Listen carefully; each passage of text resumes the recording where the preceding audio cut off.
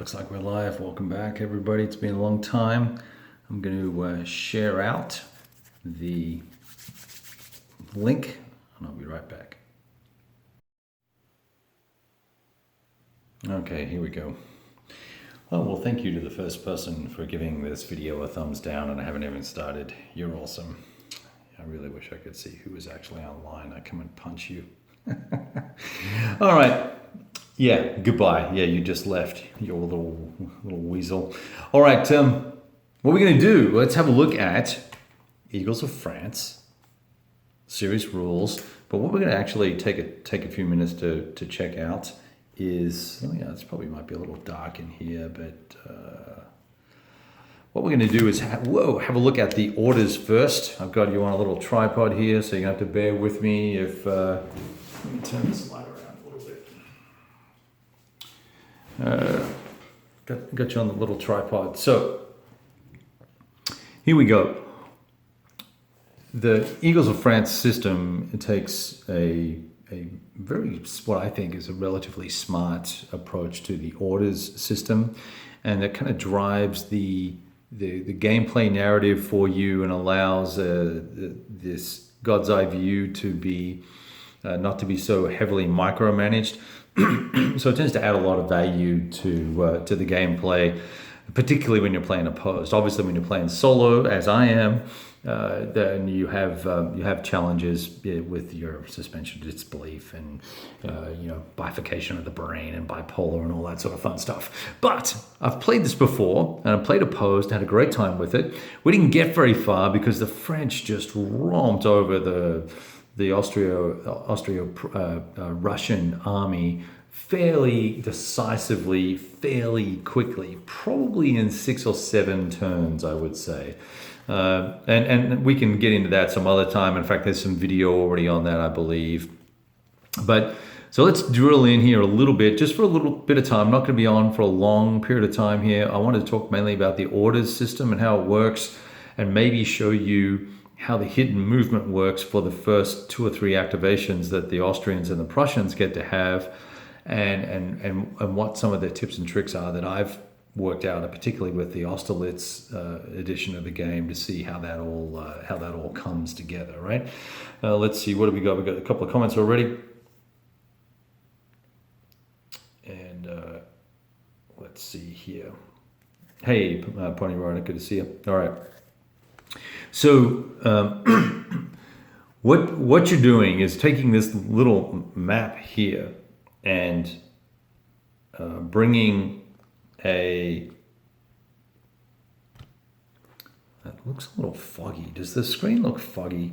That's really annoying. I must have fingerprinted that. Let me just see if I can do this real quickly for you. I'm sorry, usually guys, I usually have this all double checked, but the phone rang just before I started the video, so just bear with me. That looks a little bit better. All right, so, okay, we've got this map, a little chart here of the map, and it has these red dots on it. And what you're allowed to do, based on where your leader is, I believe, is place a command for the formation that's within 15 hexes of that commander. So for the second core here, what we can do is say, hey, I want you, in fact, that's actually where they are. They're around about that area, I believe. And I want them to stay in that area for the time being. They're going to act as a reserve.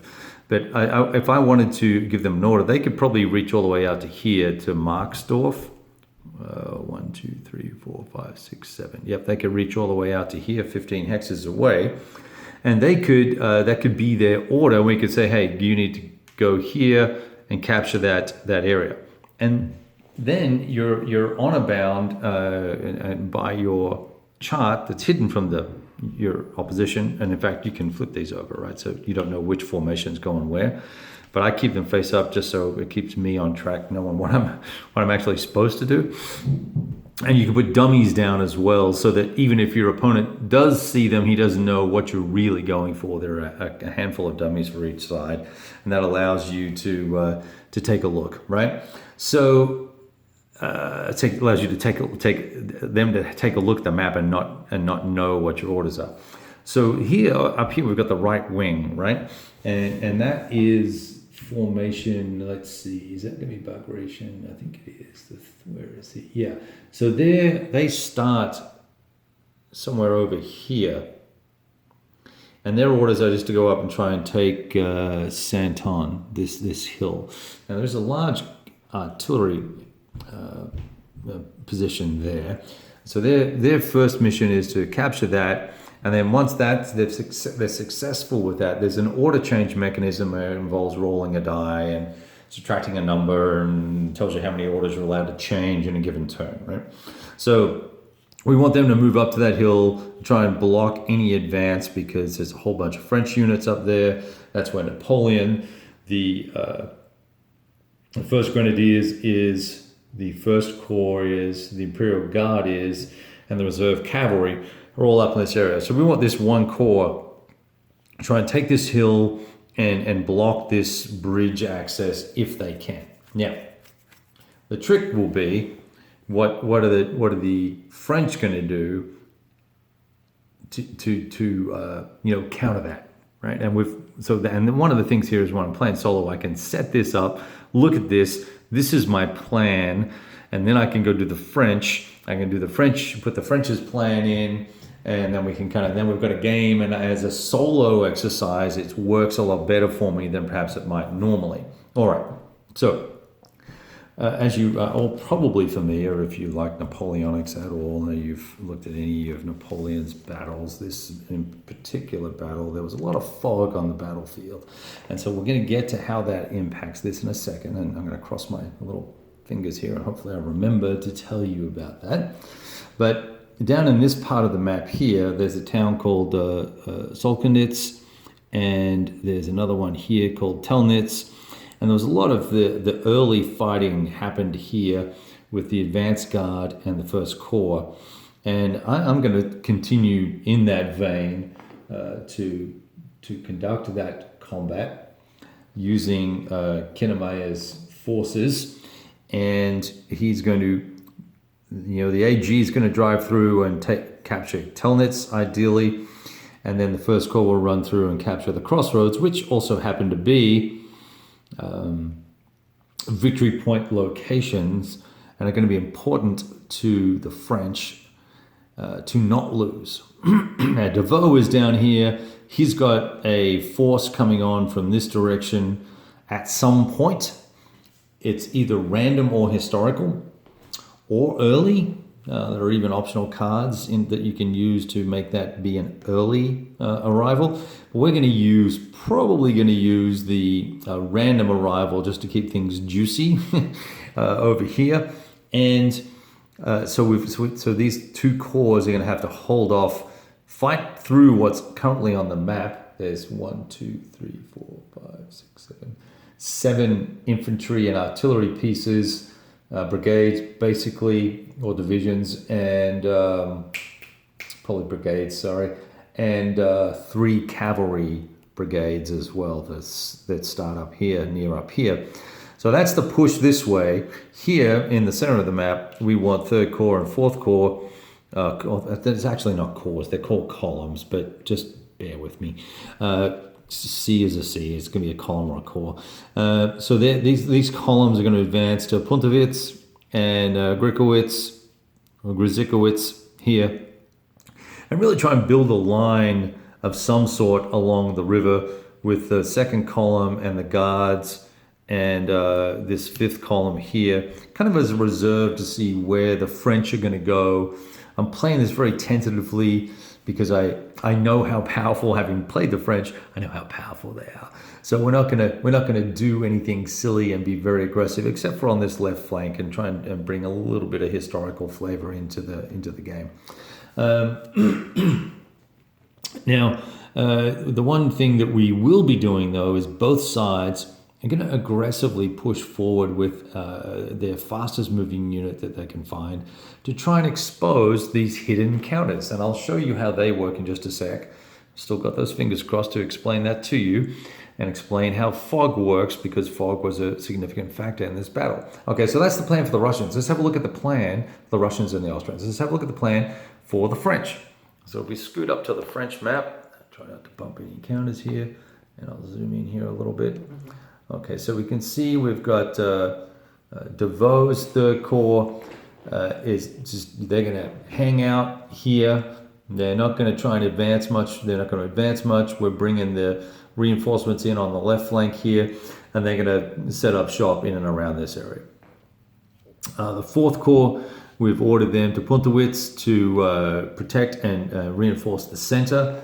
And then the big push is that all these formations that are up here, the guards are going to take up a position here at Santon.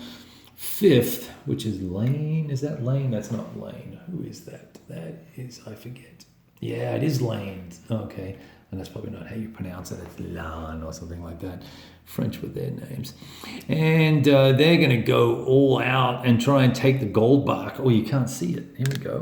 Boom. Sorry about the jitter there. The fifth corps is going to go to gold bark. And the reason why they want to do that is because there are a number of VP locations here, and there's a supply hub here. So there's a VP location 1, 2, and I think there's a third one somewhere. 1, 2, there's 2 more. Well, that's 2. Oh, and then there's one over here, Blasowitz, right? But so what we're going to do then is they'll capture this. The intention here is fighting in and around this area. The Imperial Guard, the Russian Guard, starts out over here somewhere, and we want to give them a tough choice. Come and attack and keep the supply line open and rescue these forces, or keep these areas secure, or the First Corps and the Grenadiers and the reserve cab are all headed to Blasowitz, right? And that's going to be pretty powerful. Now, we know that this is the counter offer, right? Now I wrote this plan. I think I did this one first. I did this plan, went off, had dinner with the kids, whatever, covered this up, and then I came back and sat down and did the French plan. So I think this will be quite interesting to actually explore what's going to happen, because we're going to have the guards and the fifth column at Blasowitz, with the fourth column just on its left flank, right? And of course, the right wing will be tasked as well. So it could end up being fairly bloody fairly quickly, and getting into the fight sooner rather than later is always fun. All right, so the jet engines have just fired up. That's the air conditioner kicking in, which is probably a nice thing. I'm going to say hi to everybody. Hey, Mark and David and Yuri, welcome. Good to see you guys. The Hexasim games are fantastic, Mark, and this is a great level of detail for Napoleonics. You're not having to micromanage the frontages and a lot of other little things that are annoying in some of the more detailed games, but you do have to worry about your strategy, which is why I'm spending a little bit of time here so that we can have a conversation about it. Everything else is kind of factored into the game, and it assumes that the generals know what they're doing and that you know what you're doing. And I'm going to see if I can get some more light on this without, just looks rather dim, but we'll just kind of deal with it. Okay, so now let's talk about visible range. Each of these, so let's find the second chord. Here's a good example. Okay, so 2C, second column, here he is, Langeron. They're the three counters that we have that represent his gameplay and his movement. And I'm going to move in the game until these fellas are spotted. And keep in mind that from 0600 to 0800, the spotting range is 2 hexes. At 0800, it becomes 3 hexes. So you've got to be here to see these guys. You've got to be here to see these guys. So I have 3 movement rate. 1, 2, 3. That's as far as I can get, right? And I need to be, these guys, they have real orders, right? They're going to have to move towards their objective. If their objective is to be moving, these guys can pretty much do whatever they want. You've got to all be within your command range of 8. I don't know if you can see that or not. Right? I hope it's not too dark. It looks really dark. Lingy is a great battle as well, although it's super hard for the Prussians, Mark Matthews.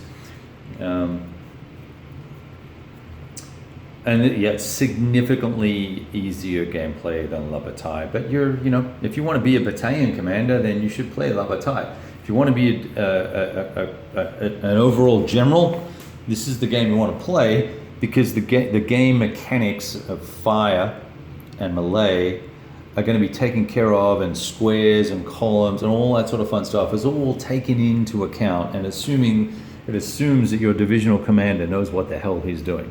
So your job is to be Napoleon or Alexander or one of the Buxauden, and be that commander for those forces. And that's the level of detail I like at this kind of scale, I think. I don't want to micromanage stuff. But anyway, I digress. Let's get back to this. So I'm going to move these 3 guys. I'm going to move this guy 1, 2, 3. Let's forget about terrain and stuff, but there is terrain that matters. 1, 2, 3. I'm going to move those guys, and then what's going to happen here is, refocus the camera. What's going to happen here is, as these guys, if they were to advance or come into range of each other, so on turn 1, 2, 3, 0800, these were both on the same level. Let's say this guy was here. Make this difficult for myself, but if they were 3 hexes, 1, 2, 3 hexes away, that would be spotted, and then you deploy the core in a very specific manner back and away from this force. So we would be bringing, this is the groovy part, let me see if I can find it. Who is that? Where is he? We would be bringing all of these counters. So I'm going to zoom back out, right? The entire second column, right? All of these guys are going to be placed here with a stacking points of up to 30 factors in and around this area, and then we're going to continue our movement. Now where was this? Dang it, I think it was here. So that's how you do that. Now, one of the things that we want to do as an opposing player is work out which one of these 3 counters is the real counter, right? And the only way to do that is to be within 2 hexes. So I'm not about to march out a brigade of chaps and sacrifice them to find where the enemy is, because we really can't do that anyway, right? Because they have their orders. So we've got to start bringing formations up relatively quickly, and really do that as part of our plan. So the first thing you might want to do is, for instance, given all the forces that are over here in this area of the map, right? I'm going to use my shadow finger. All the forces that are over in this section of the map over here, I might want to race up this formation here fairly quickly, have him be exposed somewhere in and around here, and then break off a cavalry unit and let him try and mingle in and around there and see what else he can spot, and force himself into difficult situations that perhaps expose, is this a real counter, or is that a real counter, or is that a real counter for the 5th? Now I know which one of those is the real one. I'm not going to tell you guys that just yet. So what this does is allows this cat and mouse game of these formations are following their orders, and they're also decoys. And we've got this fog all over the battlefield of Austerlitz, down in these valleys and up on these hills. There's a heavy fog for the first 2 turns, 0600, 0700, 0800, it's only 3 hexes, 0900, it's 4 hexes, and then we're really starting now, we're going to get into the action as the 9 o'clock and 10 o'clock turns come around, when the range expands out to 4 and 5, and then eventually 6 hexes. And of course, by that time, we all pretty much will know where we are. You're going to have lots more forces deployed on the map. There'll be, a couple of hundred counters on this map, and we're not going to have to worry about, is this guy facing this way, or is he facing this way, is he facing this way? We're just going to have them oriented in the manner in which is easiest for me as a solo player to play. So it's kind of fun. So now, so to actually kick off the game, and once I have a quick look at the, hey Tony, how are you doing there, buddy? And Ard Wolf is here, yo. Itinerant, what's up, dude? Thank you for joining in. And Mike, hey Mike, I have not seen you for a long time. It's good to have all my regular viewers join in. I will say cheers to that. I take a refreshing swig of the Triple Bad Baptist, which is it's actually the Triple Barrel Big Bad Baptist. How's that for a beer name? Check this out. Now what this does have in it is cocoa nibs and a little bit of coconut, and that is giving it it's taken a little bit of the edge off the syrupiness of the beer because of the barrel aging, and that's very, very pleasant. I'm just going to put a little bit more in there. Since it's a pint of beer, a pint of beer will more than do me in, more than likely, given that it's 11.25%. Let's see. So I thought we would start, and we may as well. Now what happens here is that in the very first turn, only the coalition gets to move, and I'm now going to frantically see if I can find, there are quite a few charts, I must say. It's mainly these setup charts. Yeah, here it is. There are all these setup charts, right, which are all very nice and very helpful, but they tend to get in the way. So it's a 0600 turn. Coalition has 3 automatic activations, no more than 1 per formation or commander, and there's none for the French. So all that means is we're going to pick 3 formations, we're going to move them, and we're going to then end that turn, and that is where I would probably wrap this up. Unless you guys have a whole bunch of really annoying questions, and we'll kind of go for it from there. So I thought the first thing we would do, going back to our, I'm going to move this slowly so it doesn't get too warped. We'll go back to our plan, and we're going to move the advanced guard first, and then I thought we would move the right wing, and then maybe the 3rd column. And if I can actually remember that for the next 5 minutes, we'll kind of go at it from there and see what happens. So here's the advanced guard, and I mean, this is not going to be terribly exciting because we're moving just 3 hexes, and it's not 3 hexes, it's 3 movement points, and I need to double check that roads don't actually provide some benefit. I think they do, but I'm just wondering if it's just for cav, or is that another game? Yeah, movement cost is, what's a town? 1. Slopes, streams, roads, no effects, just negates terrain. There we go, just what I thought. Okay, so we're going to move these guys, and that's probably a little bit glare. I don't know if that's going to make a lot of difference. There's not much I can do about it. I'm trying to move the light without breaking anything. Dang it. Okay, this crunch. Okay. There's 5 comments pending. I will try and jump on those in a second, fellas. Bear with me. So I know which, this one's the real one, right? And the reason why I had him here and not down here is because I wanted him to be in Buxhouden's command range initially for the start of the battle. It just seemed to make good sense to me. And I can't put him here for some reason. So 1, 2, 3 to here. So that guy's moved. Now, I'm going to do this, 1, 2, 3, trying to be cute with to confuse the French, which wouldn't be hard, right? Because it's me, 1, 2, 3, and you'll see how I'm rotating those. It's going to help me keep track of who's who. AG, that's AG. Okay, and I said, what did I say I would move? Third column. That's first column. So now we're going to go over here. Where's third column? Here it is here. Now third column, well, we've got 8 comments now. Okay. By the way, there's someone on Twitter who follows me, who every time I do a live broadcast comes in, he's one of the first people on, and then downvotes my video and then leaves. And when I find you, I just hope I find you. You and I are going to have a chat. Okay, that's just by the by. Now, third column. Their orders, if you recall, to advance over to this area here, Puntowitz, and we're gonna capture this area.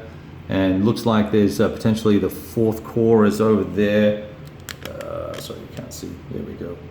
The 4th Corps is over here, so that's probably goodness. We want to get in amongst that over there with these troops, and it sets us up to then potentially. I actually haven't set those out. I need to do that. Try and capture this bridge area is what we want to try and do, or this bridge area here, and we'll adjust those orders as we get closer. There'll be an opportunity to do that. So we're going to move the 3rd. And one of the games you can play here is, just be bold and brassy, 1, 2, 3. But maybe I'm sending a decoy up, and this guy's going to go 1, 2, 3 up the road, and then this guy 1, 2, 3. Okay, he's on the road now, and this is the actual formation there. All right. Looks like you got a bunch of comments. Hopefully you guys are just chatting amongst yourselves. Roger, welcome. Hey, Wolf. No, it's all good, dude. And hi, Richard. And Kyle, what's up, boy? No, just count as Mark. So we're using it. It's got. If you look, were you on earlier, Mark? I thought I saw you were. Let's see, when did you get on here? Yeah. So I'm not going to show you again, but I showed everybody the command and orders chart that's got the red dots on it. You're only using those red dots, and those you can't just change your orders willy-nilly. All right, so last one I said I was going to do was that right wing, which is all the way over here somewhere. I think that's it there. Now here I've got some choices, and because we kind of know what's going on. This is where the challenge of playing solo makes it a little bit hard. But look, I've got this one set out over by the Goldbach Heights, and I am going to stage these guys up on the heights as though I'm preparing to defend the heights, in anticipation that this might be the real one, the real 5th Corps, and there's 3 5th Corps counters here. And I've got 2 of the right wing dudes here, and I'm going to move this guy up 1, 2, 3, and this fella 1, 2, 3. Actually, what we'll do this 2 and 3. So maybe we can flush out the bad guys first and see what happens. But they've also got this artillery and these real units here that will be able to spot me pretty quickly. Okay, so now, as crazy as that may seem, that's the first turn. That's the 0600 turn for this game. The next turn, the 0700 turn, the coalition player has 8 automatic activations, no more than 2 per formation or commander. The French can only activate Devoe twice, and once after 4 coalition activations, and once at the end of all the coalition activations. No orders phase, no strategic movement, all that sort of fun stuff. So you're really, and also here, because there's no order changing, you're locked into your plan up until 9 a.m. actually. So it gets kind of hairy here. So we could start the next turn, but I think given that we're kind of at 30 minutes, maybe I'll get on a little bit later on and do another session later tonight. And I probably need a little bit more time to be thinking through things here for movement, given that there will be 8 activations, and we can kind of go for it from there, I believe. All right. I'm just double checking here that I've done this correctly. Yeah. Okay, perfect. So that's kind of it. And here we go. Let's just check these comments. Hey, General, thanks, man. Yeah, Kyle, if you're not, this is a level of abstraction up above, say,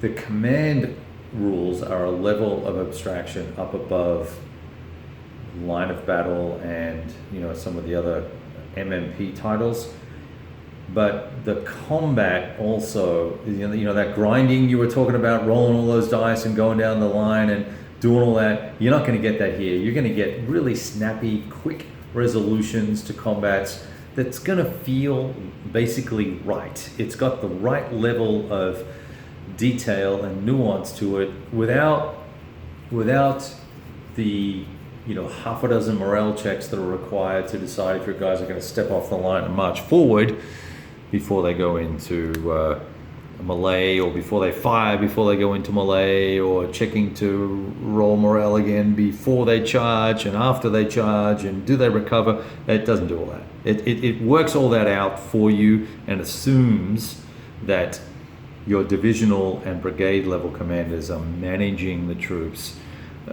Clearly there are morale rolls that you make, but that they're for very specific circumstances. All right, so I'm going to let this wrap up here. I think it's a good place to stop, and hopefully you got a good little flavor for the command rules and the visibility rules in the Austerlitz Rising Eagles from Hexasim. And we'll probably get into some more of this later on tonight, and we'll start moving some of these corps around, and we'll get the French going. We'll get all these, the Imperial Guard and the Reserve Corps Cavalry and all that, get all that action going over there. It'll be fun. All right, talk to you guys soon. Ciao.